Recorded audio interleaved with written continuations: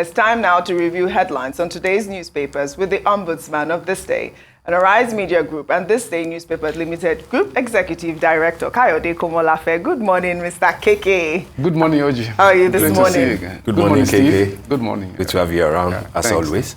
All right, let's go straight into it, and we'll start the newspaper review with This Day on Sunday.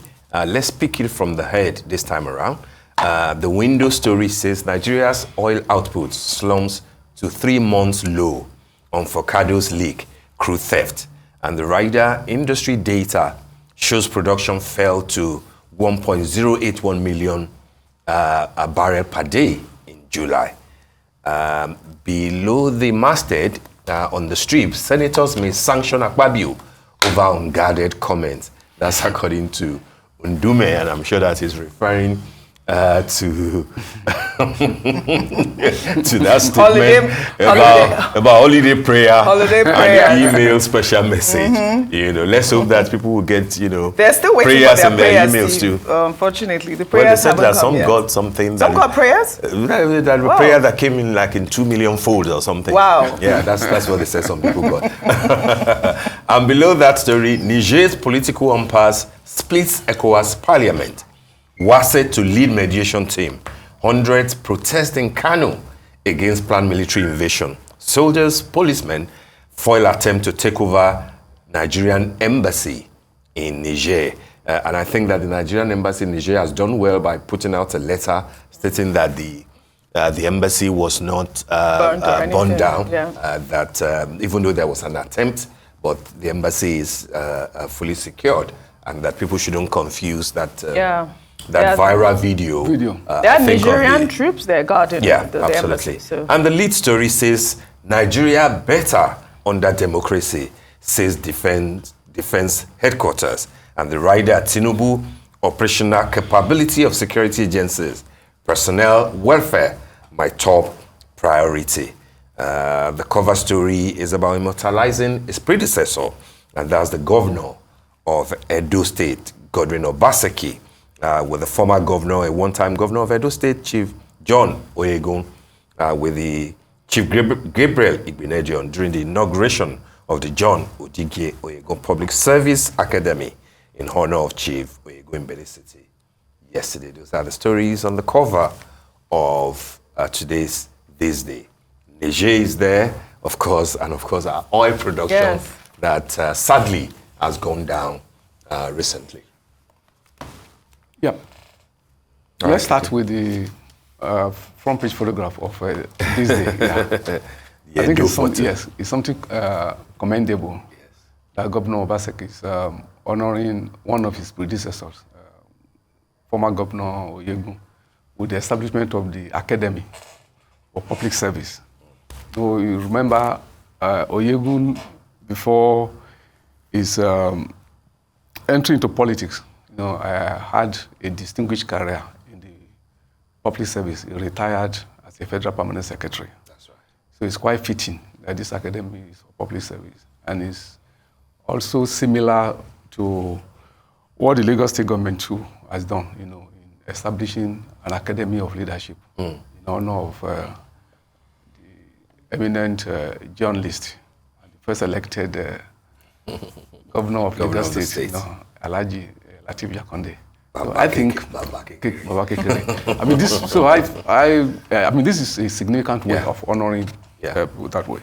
Now the lead story of This Day on Sunday.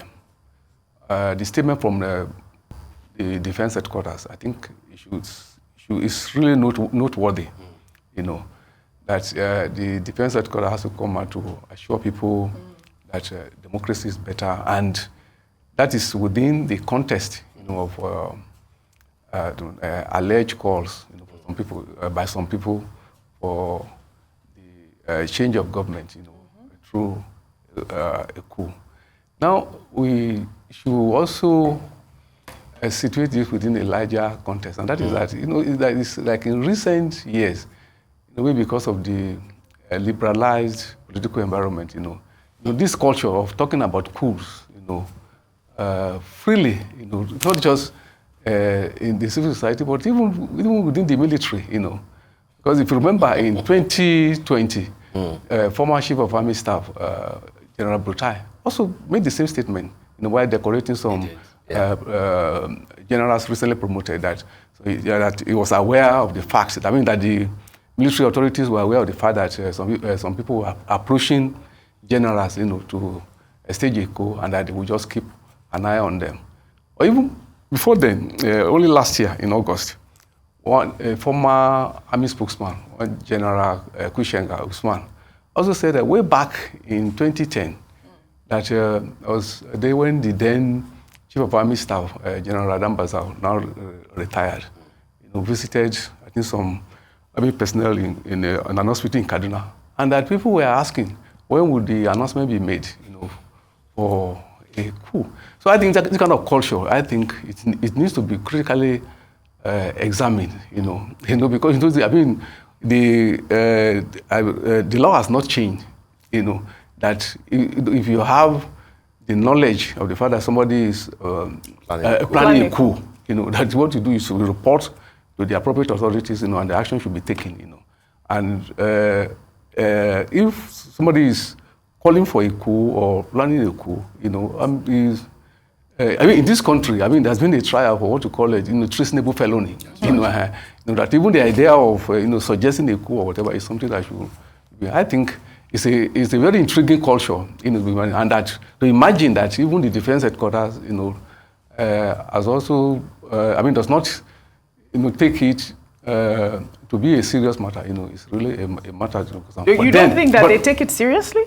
Is it because they are reporting it? Is that why you're saying? What I'm saying is that in a democracy, it is not enough to say that you are aware that people are planning a coup, and then you are assuring. I mean, if people are calling for coups, if you say people are discussing with army, I mean, with military personnel, it's not a minor. So you're saying instead of reporting it, it should be taken appropriately. Yeah. The appropriate response is not just for the military authorities to be announcing to us that they are aware that people are encouraging, soldiers, to take over power. It should not stop at that. I think that it's a more serious matter, than that. But then it is good, it's reassuring. That the defense headquarters is assuring the public that democracy is better, and that soldiers, you know that I think it also has to do with the sort of information that the defense headquarters, have. Exactly. Yes. If it is essentially about what they get from social media, I doubt that they will report it. I think that I will even say that they are dignifying what is not, except, and this is where what KK is saying, will be of importance, that if it is not just social media ranting, and you are getting intelligence or people approaching you, for that kind of a thing, then you can't just treat it as a mere report. Yes, as mere report. Absolutely. You should investigate it and bring out the people. Absolutely, because there are laws against treasonable felony. But again, the question is, why that headline, Nigeria better under democracy? Why is the defense headquarters talking about it? Of course, it's because of the issues surrounding Niger. I mean, we have had Burkina Faso, we've had Mali, we've had Guinea, and these were we've had Chad, even though they're not in the in the ECOWAS. We've had Chad. Yes, and Sudan, sadly, and we're seeing that menace. We're seeing coups ravaging those countries, and of course, it's important that the defense headquarters is coming out to say, no, we are not tolerating it. There's not going to be a coup in Nigeria. Absolutely. I agree with you. It's a very timely statement you make, and it's a very, very appropriate one. Yeah, absolutely. Coming from the defense headquarters. Absolutely. Right. And the other story, of course, is the story of the season, and this is the crisis in Niger. Yes. I think the disagreement within the ECOWAS Parliament, is reflective of the thing that right now there is no unanimity of views, as to what should be the correct, approach, But I think what is important is to synthesize the various principles, that are, on the table, now that depending on from which perspective you are looking at the matter, I mean, it depends on the flag you want to fly. There's those who say, oh yes, there's a coup in Niger, there's need to restore democracy. So you fly the flag of democracy. Those people say, no, the puppies in Niger are actually anti-imperialist, in their disposition that they are trying to resist, French imperialism. Yes. So you can as well flag, you can raise the flag of imperialism, Then, of course, there are those people who also, this is that, of course, in doing so, then you look at the interest involved, Yeah. For instance, France, America, of course, naturally they will say they are supporting restoration of democracy in Niger.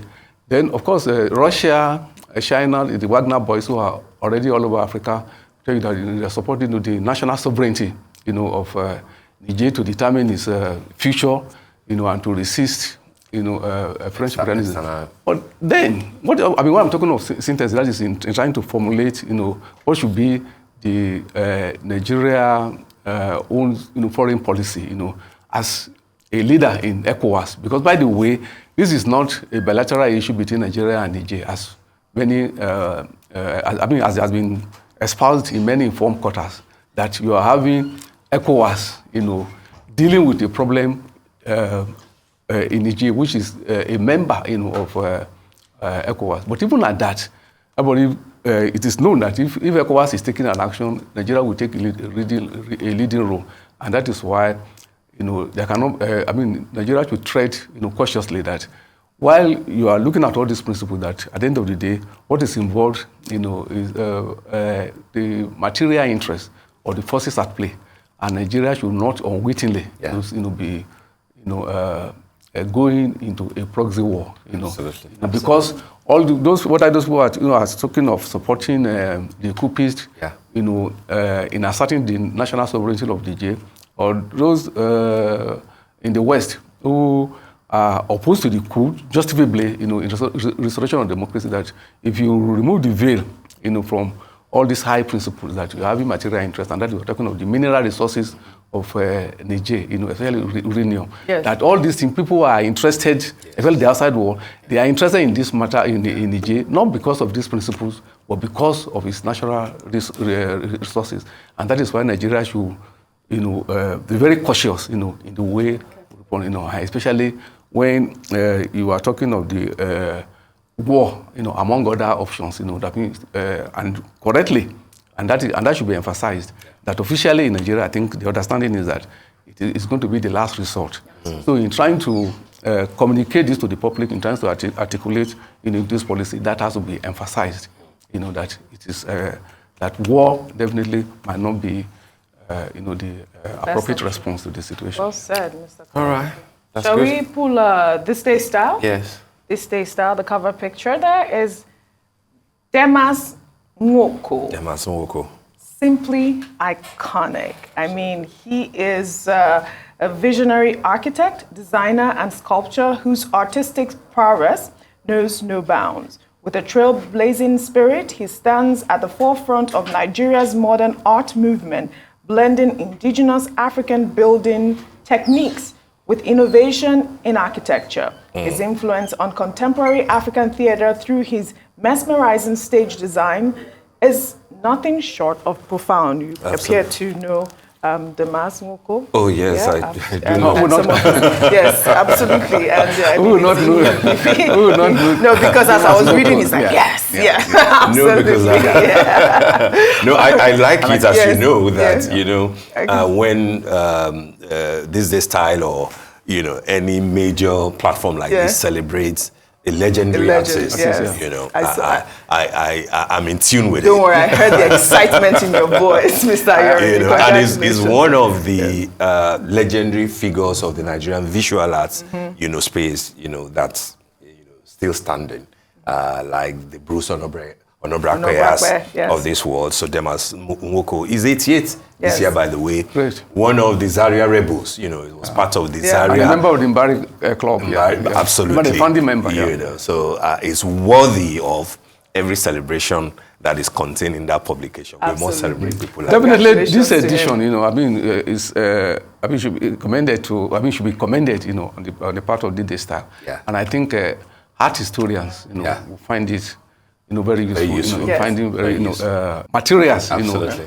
for it will be a collector's item. Absolutely. A lot of education from the reminiscences of Steve, let me pull up the Wheel and the Guardian before you go to that. Should we put that together? If we can pull up the Wheel, the cover story there is Tinubu's dilemma deepens as Nigerians resist military intervention. Opposition to war grows. These are the writers. ECOWAS states debt crisis may affect ability to fund war if prolonged. Very important.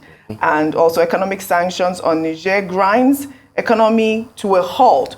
War may destabilize the Sahel, says experts, and Mr. Komolafe as well. Obviously, I mean, it is almost like a no-brainer. It will definitely. That's most people's position. I mean, that's most people's position. And then if we can pull up the Guardian, I'd like to tie in the Sunday Vanguard, absolutely. Sunday Vanguard, the lead story there, protests. Vanguard. Sunday Vanguard. Protest rocks Kano.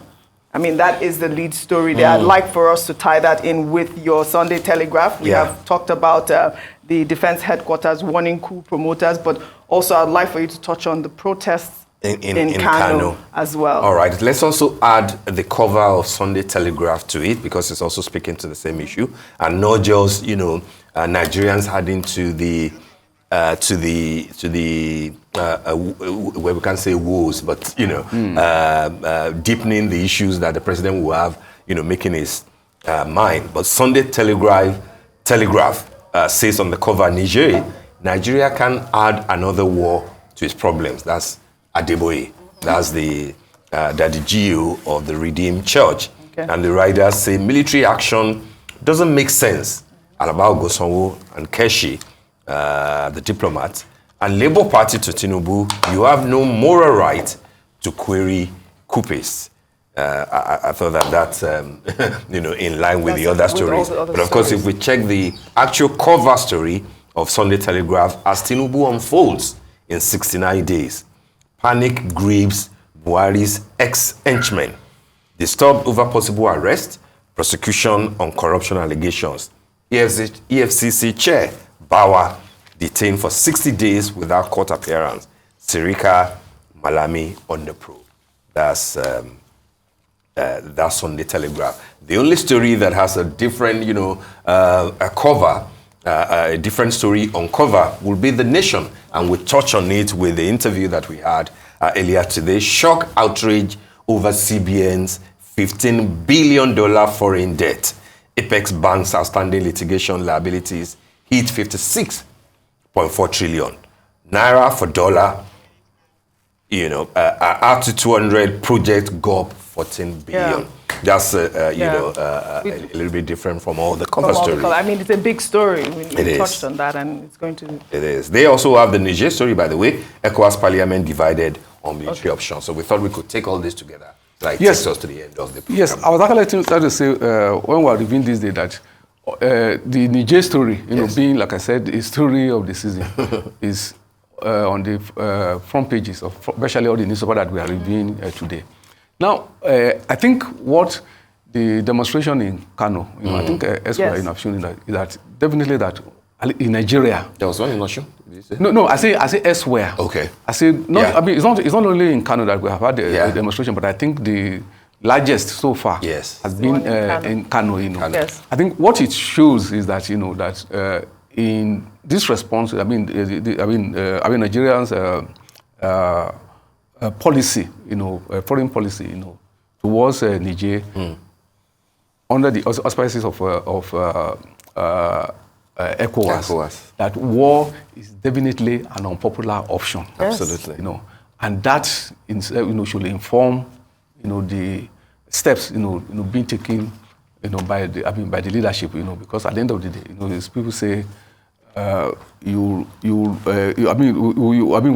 you take an action, you take it in the name of a country that so from the already experts have spoken, various interest groups have spoken, but now the matter now is not being taken to the streets. Absolutely, that's the point. People are now speaking, and reasons have been advanced, and that is why they need to tread cautiously, as far as weighing the war option, should be taken, more seriously, because so far, while no one is justifying, the action of the coupists, and while the position of Nigeria, that West Africa should be a hub of democracy, and not that of dictatorship, that one could not be questioned.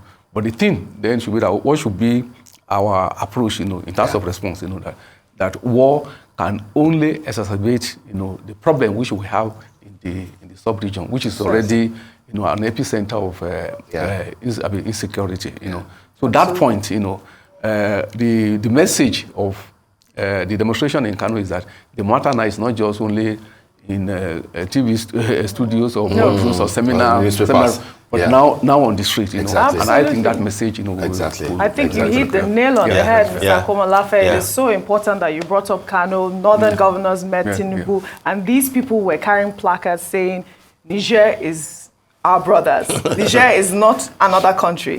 We are all Nigerians. So fighting in Niger is like fighting us. Even former President Buhari made that point quite clear. That, there are people in Nigeria who have cousins. Absolutely. That's what they were saying. We know Buhari's interest in Niger. So it's only natural if a war is to be taken by your country to the country of your cousin. So it's and I like the fact that clerics like Adeboye, are also lending their voices to it. You don't need a referendum, to gauge the pulse of the people to say that this will and also not be... the international relations expert, Professor Alabogunson. Absolutely. So these are voices. Ambassador Keshi, you're right. These are voices. They are weighty. And I think they should go a long way in influencing policy. They should not be ignored. If rationality is the It was a complete pleasure having you today. Great to be here too. We'll see you again. Brilliant analysis as always. Well done.